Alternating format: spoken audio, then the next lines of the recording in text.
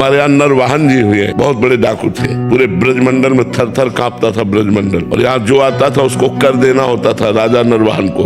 हरिवंश महाप्रभु राधा वल्लभ जी को लेकर जब वृंदावन आए तो मदन टेर पे विराजमान हुए। ये सूचना नरवाहन के सेवकों ने दी। उन्होंने बताया कि ऐसे महापुरुष है कि हमारी हिम्मत ही नहीं कि मैं कर मांग लूं उनसे। बहुत सुंदर हरिवंश महाप्रभु थे, बड़े तेजस्वी महाप्रभु थे। नरवाहन जी ने कहा मैं जाता हूँ, देखता हूँ। वो महाप्रभु के प्रति चले, हृदय में एक अलौकिक आनंद। उनकी हिम्मत नहीं पड़ी कि वो सामने जाए। झरोखे से देखा कि महाप्रभु राधा वल्लभ जी का श्रृंगार कर रहे हैं। कभी किसी को प्रणाम नहीं किया था, प्रणाम किया और मन से हरिवंश महाप्रभु को गुरु माना और राधा वल्लभ जी को इष्ट माना और जपने लगे राधा वल्लभ श्री हरिवंश राधा। ये महापुरुषों का चमत्कार, राधा वल्लभ श्री हरिवंश, राधा वल्लभ श्री हरिवंश। इधर एक यमुना जी से ही व्यापार चलता रहता था पहले, बड़ी बड़ी नावों में, जल जहाजों से।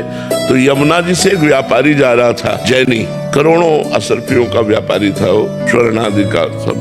तो नरवाहन के हजारों सैनिकों ने आक्रमण करके उसके सैनिकों को मार डाला, उसको बंदी बना लिया, उस व्यापारी को। कहा तुमसे कर मांगा था, कर नहीं दिया, हमसे युद्ध किया, इसलिए जितना माल है इससे डबल माल हमारे पास पहुंचाओगे तब तुम्हें छोड़ेंगे, नहीं तो फांसी की सजा देंगे। और उसको जेल में बंद कर दिया। उसने कहा इतना हम कहाँ से लाएं, जितना ये है इसी व्यापार, ये मूलधन है, अब इसी से तो हम अपना काम चलाते थे, हम कहाँ से लाएं। तो निश्चित की गई कल फांसी की सजा होगी इसकी। नरवाहन जी इन सबसे अलग होकर एकांत में राधा वल्लभ श्री हरिवंश, राधा वल्लभ श्री हरिवंश। एक दासी जो थी नरवाहन जी को जो सेवा में उपस्थित रहती थी, उसने भोजन लिया और जैनी के पास जाकर कहा आज खा ले, कल तुझे दिन में फांसी की सजा होगी। उसने कहा कोई बचने का उपाय? बोले बराबर का धन दे दीजिए। तो बोले वो तो है नहीं। तो बोले एक उपाय काम कर सकता है, तुम जोर से अभी हम जब भोजन दे के चली जाए, जोर से चिल्लाना राधा वल्लभ श्री हरिवंश, राधा वल्लभ श्री हरिवंश। मुझे 100% विश्वास है कि तुम्हारे प्राण बच जाएंगे। अब प्राण फांसी की सजा हो किसी को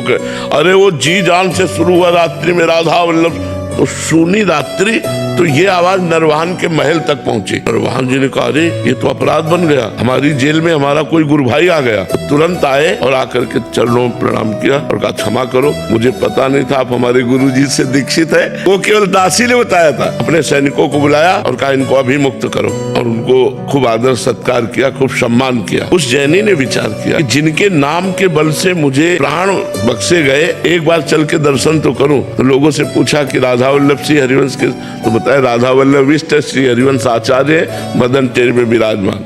वो जाके चरणों में गिरा, तुम कैसे शरण में आए? तो उसने पूरी घटना बताई।